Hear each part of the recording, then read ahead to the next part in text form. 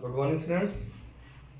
Apex college Makrana परिवार की तरफ से आप सभी में छात्र छात्राओं का हार्दिक स्वागत करता हूँ, अभिनंदन करता हूँ। जैसा कि हम छोटे छोटे टॉपिक्स हैं, ग्रेविटेशनल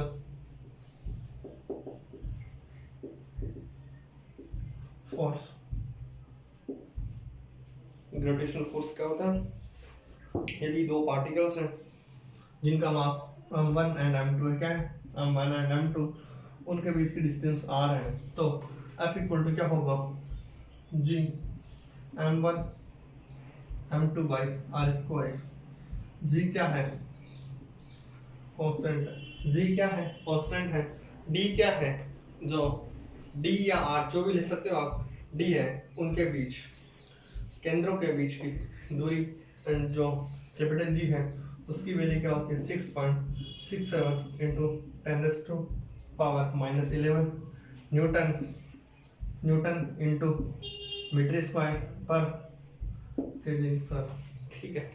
यदि वह किस प्रकार से है, यदि हम इस electric field intense gravitational field intensity निकालना चाहें, वो इसके बराबर होगी, वह आपके होगी यदि हम इसमें एक मास का डिवाइड कर दें या दूसरे मास को 1 मान लें, तो जो आपके पास इजी आएगा, क्या आएगा? इजी आएगा, इक्वल टू आएगा -gm into 1 by are square into are vector. ठीक है। दूसरा, यदि हम गुरुत्व पोटेंशियल निकालना चाहें, सिमिलर छोटी छोटी टर्म्स है। तीसरी है गुरुत्व पोटेंशियल या ग्रेविटेशनल पोटेंशियल। क्या? Gravitational potential. जैसा हम V में पढ़ते थे, V इक्वल टू E में पढ़ते थे, जब E में पढ़ते थे क्या था? V इंटू के, V इक्वल टू क्या होता था? K Q by R। तो यही होगा G V Z equal to क्या होगा? माइनस G K Q, तो M यही होगा। यदि हम वेक्टर लगाना चाहें तो I के वेक्टर लगा देंगे। अब हम निकालेंगे किसी भी electric potential due to a uniform spherical shell. जैसा कि आपने क्लास 12th में इलेक्ट्रिक फील्ड के लिए किया, सिमिलर वही है, उसी को हम दोहरा रहे हैं। तथा कुछ एक डायग्राम बनाएंगे, स्फेरिकल शेल बनाएंगे। ये कुछ स्फेरिकल शेल है। सबसे पहले हम 3 कंडीशंस लेते थे, अंदर, रेडियस से छोटा, रेडियस के बराबर और रेडियस से दूर। तो हम ले रहे हैं एक यहाँ पर, ठीक है, यहाँ से यहाँ तक स्मॉल r, ठीक है, जो ये एंगल थीटा है। यदि ये एंगल थीटा है तो एंगल क्या होगा? D theta. ये कैपिटल R है, तो जो हम ये एक इस प्रकार से बनाएंगे, ठीक है। यदि हम एक स्ट्रिप लेते हैं, छोटी सी, क्या स्ट्रिप लेते हैं, जिसका हमें एरिया निकालना है। क्या निकालना है? एरिया निकालना है। तो यदि मैं इसको नाम दे दूं, यदि हम यह है यहाँ से यहाँ तक क्या होगा? यहाँ से यहाँ तक भी क्या होगा? Capital R। कैपिटल R क्या है? रेडियस है। तो वलय की रेडियस क्या हो जाएगी? वलय की रेडियस हो जाएगी, यह R है, तो ये क्या हो जाएगी? R sin theta. हम लिखते हैं वलय की त्रिज्या। थोड़ा फास्ट करेंगे, वलय की त्रिज्या क्या होगी? R sin theta. यदि वलय की त्रिज्या R sin थीटा है, तो वलय की मोटाई क्या होगी? वलय की मोटाई क्या होगी? हमारे पास निकालना है, हमें पोटेंशियल निकालना है 8 पॉइंट P पर। कहाँ पर? 8 पॉइंट P पर। P पर यदि पोटेंशियल निकालना है तो हम इसको पॉइंट P कहेंगे। क्या कहेंगे? Point P। ठीक है। तो वलय की मोटाई क्या होगी? हम लिख लेते हैं यहाँ पर, वलय की मोटाई अर्थात उसकी जो स्ट्रिप है उसका एरिया क्या होगा? वह होगा आर डी थीटा। क्या होगा? Are D theta. वलय की मोटाई का मतलब आप समझ गए होंगे। वलय की मोटाई ये क्या होगा? बराबर आर डी इंटू थीटा। मोटाई का मतलब है कि उसका एरिया कितना है, उसकी लेंथ कितनी, वो कितनी स्ट्रिप मोटी है, ठीक है। वलय का क्षेत्रफल कितना होगा? हम लिखते हैं वलय का क्षेत्रफल। वलय का क्षेत्रफल, क्या? वलय का एरिया। एरिया कैसे निकालते हैं? लंबाई इंटू चौड़ाई। लंबाई इंटू चौड़ाई करेंगे, क्योंकि परिधि कितनी होती है, क्या होगा, परिधि इंटू त्रिज्या या मोटाई। परिधि कितनी है? 2 pi into R. R equal to क्या होगा? R sine theta. R equal to क्या होगा? R sine theta. और मोटाई क्या है? R D theta. 2 pi are square sine D theta, यही तो होगा। 2 pi are square sine theta into D theta. यदि मैं वलय का द्रव्यमान निकालना चाहूँ, द्रव्यमान कैसे होगा? हम यदि वलय का द्रव्यमान, हम इंस्टेंस को रफ करते हैं और इस एक टर्म को रखते हैं। वलय का एरिया कितना आया? पाई आर स्क्वायर। एरिया कितना आया? Pi 2 pi are square sine theta into D theta. हम यदि वलय का द्रव्यमान निकालना चाहें, वलय का द्रव्यमान कैसे निकालेंगे? वलय का द्रव्यमान होगा वलय का क्षेत्रफल इंटू एकांक क्षेत्रफल का द्रव्यमान। हम वलय का द्रव्यमान निकालना चाहें क्या, तो क्या होगा? इसका क्षेत्रफल इंटू एकांक क्षेत्रफल का द्रव्यमान। लिख देते हैं वलय का एरिया, वलय का क्षेत्रफल इंटू एकांक क्षेत्रफल का द्रव्यमान। एकांक क्षेत्रफल का द्रव्यमान। वलय का एरिया कितना आया? वलय का एरिया हमारे पास आया 2 pi are square sine theta into D theta. अब जो एकांक क्षेत्र का द्रव्यमान है वह कितना आएगा? वह आएगा आपके इंटू रो। रो क्या मान लेते हैं हम? रो डेंसिटी है, तो डीएम इक्वल टू क्या आएगा? डीएम इक्वल टू आएगा 2 पाई आर स्क्वायर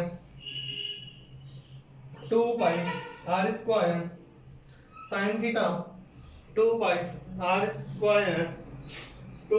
स्क्वायर।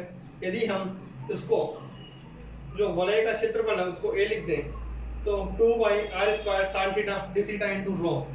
यदि इसमें क्या लगेंगे? 2 pi are square sigma into sine theta D theta. 2 pi are square sigma into sine theta into D theta. Sine theta का integration क्या होता है? साइन थीटा का इंटीग्रेशन होता है, हम यदि इंटीग्रेशन करेंगे तो हमारे पास वैल्यू कुछ इस प्रकार से आएगी। हमें पता है P पर यदि हमें गुरुत्वीय विभव निकालना है तो dv इक्वल टू क्या होगा? Minus G M by R या X. G M by R मान लेते हैं। आर का मतलब है कि जो दूरी कितनी है, तो dv इक्वल टू क्या होगा? माइनस जी एम क्या आया? 2 pi are square sigma 2 pi are square sigma sine theta into D theta by X. ठीक है, एक्स या आर जो भी लिख सकते हैं आप, एक्स मान लें। इसका मतलब है कि हम जो शुरू में ले रहे थे, जैसे कि हम देख सकते हैं कोस फॉर्मूला क्या होता है। यदि हम जो त्रिभुज लें, त्रिभुज कौन सा लेंगे? यदि हम एक छोटे त्रिभुज में यदि हम कोस थीटा के टर्म, कोस की जो आइडेंटिटी होती थी वह क्या होती थी? R square plus r square minus, यदि मैं इसको हाइपोटेन्यूज को अक्स मान लूं, क्या मान लूं? अक्स। क्या मान लूं? अक्स। तो हमारे पास एक आइडेंटिटी होती थी कि कोस थीटा इक्वल टू क्या होता है? Generally cos of theta equal to क्या होता है? Small r square plus capital r square minus x square upon 2r। Cos theta equal to क्या होगा? Small r square plus capital r square minus x square upon, यही होता है cos theta की value ये होती है। ठीक है, यदि मैं इस ऊपर वाली इक्वेशन को डिफरेंशिएट करूं, इसको यदि डिफरेंशिएट करूं कोस थीटा को, कोस थीटा का डिफरेंशिएशन क्या होता है? माइनस ऑफ साइन थीटा क्या होता है? माइनस ऑफ साइन थीटा क्या होता है? Minus of sine theta D theta equal to, ये दोनों क्या है? कांस्टेंट है, तो क्या हो जाएगा? माइनस, हमारे पास 0 plus 0 minus 2x dx upon 2r dr, यही तो बचेगा। यदि यह बचता है तो साइन थीटा माइनस से माइनस कैंसिल आउट हो जाएगा, तो sine theta D theta equal to क्या लिख सकते हैं, माइनस से माइनस गया, क्या बचेगा 2 से 2 कट गया, क्या बचा x dx by r into r, यही तो बचा। साइन थीटा की वैल्यू आई है हमारे पास x dx upon small r into capital R। यदि ये इस प्रकार से आती है, हम यदि इसको इस इक्वेशन में साइन थीटा डी थीटा की वैल्यू पुट करते हैं, क्या पुट करेंगे x dx by r r, x dx by r r value put करते हैं तो हम लिखते हैं dv equal to minus g into 2 pi are square rho by x into sine theta D theta क्या लिखते हैं, sine 2 x dx by r r. हम इस r से इस r को कैंसिल आउट कर, इसका स्क्वायर कैंसिल आउट कर देंगे, ये नीचे वाले को मिटा देते हैं, तो हमारे पास जो dv आएगा वह किस प्रकार आएगा, वह आएगा dv बराबर आएगा minus g pi r, minus g pi r, और 2 का 2 लिख देते हैं 2g pi r rho into dx by small r. ठीक है, हमें पता है कि जो वैल्यूज आई वह हमारे पास कुछ इस प्रकार से आएगी।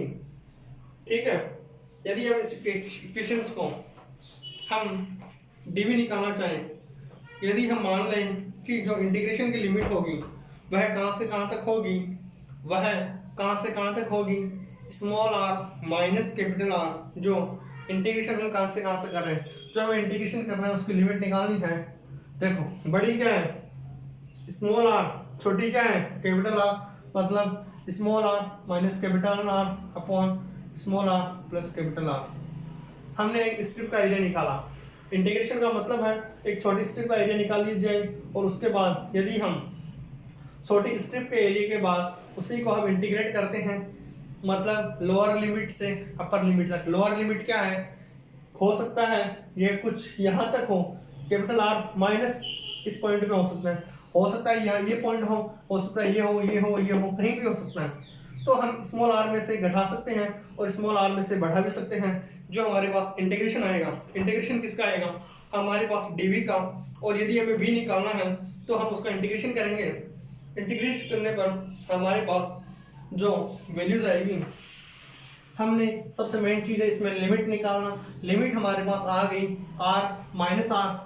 ठीक है, अब हमें dv की वैल्यू पता है तो हम v की वैल्यू निकाल सकते हैं, नहीं निकाल सकते। हम v एक्सटर्नल की वैल्यू कहाँ से निकालेंगे, integration small r minus capital R small r plus capital R, क्या आएगा माइनस जी की जगह जी लिख दो, 2 की जगह 2, पाई की जगह पाई, r की जगह r, रो की जगह रो, स्मॉल की जगह स्मॉल r, एंड dx की जगह dx। चूंकि हमें पता है dx का इंटीग्रेशन क्या होता है, dx का इंटीग्रेशन होता है x की वैल्यू क्या लिखेंगे, capital R plus small r minus ये हो जाएगा आपके, यदि हम इसको सॉल्व आउट करेंगे तो क्या होगा minus g 2 pi r rho by small r अर्थात जो x है उसकी लिमिट कहाँ से कहाँ तक आएगी, r माइनस r, ये क्या आएगी small r plus capital R। x का इंटीग्रेशन क्या होता है x dx का क्या होगा x, तो जो वैल्यूज आएगी वह कुछ इस प्रकार से आएगी। इसमें क्या होगा देखो, small r plus capital R minus r plus r। ठीक है, तो ये से इससे कट जाएगा, क्या बचेगा कैपिटल 2r, क्या बचेगा कैपिटल 2r, क्या बचेगा कैपिटल 2r। तो हम लिख सकते हैं v एक्सटर्नल इक्वल टू क्या होगा minus g 4 pi r square into rho by r। ठीक है, हमें पता है कि यदि हम मान लें 4 पाई r स्क्वायर हम मान लें 4 pi are square into rho. यदि हम इसको एम मान लें, क्या मान लें, कैपिटल एम, तो v equal to v external equal to क्या हो जाएगा, minus G M by r. क्या हो जाएगा, minus G M by r. मतलब जो v एक्सटर्नल है वह इनवर्सली प्रोपोर्शनल है किसके, r के। जैसा कि हमने माइनस r हमारे लिए एक्सटर्नल पॉइंट के लिए लिया है, उसी प्रकार यदि हम एक लेंगे v कहाँ पर होगा, v होगा हमारे कोई r के बराबर। किसके बराबर, v equal to r put करेंगे। यदि हम दूसरा समीकरण है जिसमें हम v इक्वल टू क्या पुट कर रहे हैं, r, हाँ v इक्वल टू r, तो जो लिमिट आएगी वो क्या आ जाएगी, 0 से 2r। हम मानते हैं कि यदि जो ग्रेविटेशन पोटेंशियल है वह सरफेस पर है, कहाँ पर, इस पॉइंट पर, इस सरफेस पर है, तो लिमिट कहाँ से कहाँ तक आ जाएगी, 0 से 2r तक। कहाँ से कहाँ तक, 0 से 2r तक आ जाएगी। वही है, क्या हो जाएगा, minus g 2 pi are square rho by small r into d x. यदि हम इसका इंटीग्रेशन करेंगे तो इस प्रकार से आएगा, यह किस पॉइंट के लिए, एट सरफेस। इंटीग्रेशन करेंगे तो क्या आएगा, जो हमारे पास वैल्यू आएगी वो आएगी minus 4 pi are square rho g by small r. अर्थात यदि हम 4 pi are square and rho को क्या मान ले, एम, तो क्या आएगा, v एट सरफेस क्या आएगा, minus G M by r. मतलब किसी सरफेस पे लो या किसी एक्सटर्नल पॉइंट पे लो, किसी सरफेस पे लो या किसी एक्सटर्नल पॉइंट पे लो, हमारे पास जो पोटेंशियल, ग्रेविटेशनल पोटेंशियल आएगा वह क्या आएगा, minus G capital M by R. Capital M की वैल्यू क्या है, 4 pi are square into sigma, 4 pi are square into sigma. अब हम लेते हैं कि हो सकता है वह किसी एक्सटर्नल पॉइंट, यहाँ पर भी हो सकता है, आर से छोटा भी हो सकता है हम इस पॉइंट के लिए पोटेंशियल निकालना चाहें तो हम कर सकते हैं। यदि हम इस पॉइंट के लिए पोटेंशियल निकालना चाहें तो वह किस प्रकार से आएगा, वह किस प्रकार से आता है, तो हम लिख सकते हैं उसके लिए लिमिट क्या होगी, सिमिलर होगी। हम कह सकते हैं कि संपूर्ण कोश के कारण, जो भी संपूर्ण कोश के कारण हम यदि पॉइंट, कोई सा पॉइंट ले सकते हैं, हम यहाँ पर कोई पॉइंट ले लें, यहाँ पर ले लें, जो संपूर्ण कोश है, संपूर्ण शेल है, उसके कारण किसी भी पॉइंट का जो इंटीग्रेशन की लिमिट आएगी वो क्या आएगी आपके capital r minus small r, और ये आएगा आर प्लस आर। ध्यान देने की बात ये है, इसमें कैपिटल आर ज्यादा, मतलब आंतरिक बिंदु मतलब वह त्रिज्या से छोटा है, मतलब capital r minus small r, capital r minus small r. ठीक है, यदि हम इसको इंटीग्रेट करते हैं लिमिट लगाने के बाद में, similar v at inner side, integration कहां से कहां तक होगा, minus g 2 pi r 2 pi r 2 pi r 2 pi r into rho भी आएगा, rho upon small r into d x. यदि आप इसका इंटीग्रेशन करोगे तो देखना similar, capital r plus r minus r क्या होगा, r plus r minus capital r plus small r से आर क्या हो जाएगा, कैंसिल, क्या बचेगा, माइनस कैपिटल आर क्या बचेगा, 2r। तो आप इसको लिखेंगे v एट इनर सरफेस क्या आएगा, minus g 2 pi r into rho by small r into 2r। क्या हो जाएगा, r से r क्या हो जाएगा, कैंसिल आउट हो जाएगा। यदि r से r कैंसिल आउट हो गया तो क्या बचा, v एट इनर सरफेस क्या बचा, v एट इनर सरफेस बचेगा आपके, v एट इनर सरफेस, ये नीचे तो r था ही शुरू से r था, ये क्या था, इंटू 2r। ठीक है, तो जो वैल्यूज आएगी वह कुछ इस प्रकार से आएगी, और वैल्यूज आएगी 4 पाई जी 2 से 2 4 पाई जी आर इंटू रो। क्योंकि हमें पता है 4 पाई जी आर 4 पाई आर सिग्मा को माइनस, यदि हमें पता है कि m इक्वल टू क्या होता है 4 pi are square into rho, यदि हम इसके ऊपर नीचे आर स्क्वायर से मल्टीप्लाई कर दें तो ऊपर नीचे आर स्क्वायर से मल्टीप्लाई कर दें तो कोई फर्क थोड़ी पड़ेगा। तो हमारे पास जो वैल्यूज आएगी v इक्वल टू क्या होगा, v इक्वल टू होगा माइनस जी बाई आर, यही तो बचेगा। सॉरी कैपिटल आर होगा यहाँ पर, क्या आएगा क्योंकि हमने कैपिटल आर को ऊपर नीचे मल्टीप्लाई किया है। अर्थात जो सरफेस के लिए यदि हम तीनों के लिए ग्राफ ड्रॉ करना चाहें, किस किस के लिए, जब कोई पॉइंट सेल के बाहर हो, सेल के सरफेस पे हो एंड सेल के किसी इनर पॉइंट पे हो, हम तीनों के लिए ग्राफ ड्रॉ करना चाहें और हमें वैल्यू पता है सरफेस पे हो या बाहर हो, वैल्यू क्या आनी है, बराबर आनी है, क्या आनी है, बराबर आनी है। हम मान लेते हैं ये ग्राफ थोड़ा इंपॉर्टेंट है क्योंकि स्फेरिकल शेल है, ठीक है, स्फेरिकल शेल है जिसकी रेडियस क्या है, स्मॉल आर, क्या है, कैपिटल आर। यदि हम इसको इस प्रकार से ड्रॉ करें,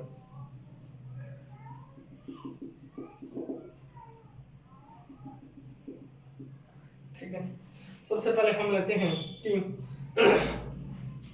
हो सकता है आर छोटी हो सकता है आर बड़ी हो। यदि आर छोटी है या बड़ी हो तो जो ग्राफ आएंगे वह कुछ इस प्रकार से आएंगे,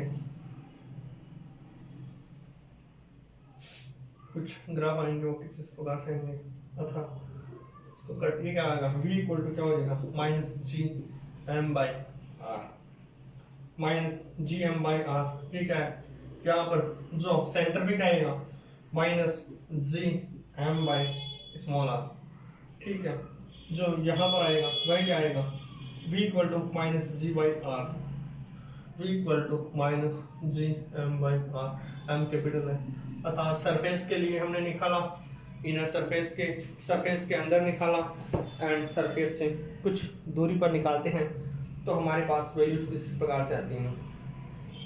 अब यदि हम, वह था स्फेरिकल सेल, दूसरा था सॉलिड स्फेरिकल सेल, ये आप खुद कर सकते हैं। इसमें जो सिमिलर किया है वही है, सिमिलर किया है उसमें थोड़ा सा यह है कि जब वह अंदर से खोखला ना होके, यदि अंदर उसके मटेरियल हो, हमने पहले लिया था स्फेरिकल सेल जो क्या है खोखला है तो हमने उसको मास निकालने में कोई दिक्कत नहीं आई, लेकिन आपको पता है डेंसिटी अर्थात घनत्व इक्वल टू क्या होता है, डेंसिटी इक्वल टू क्या होता है मास अपॉन वॉल्यूम, क्या होता है मास अपॉन वॉल्यूम।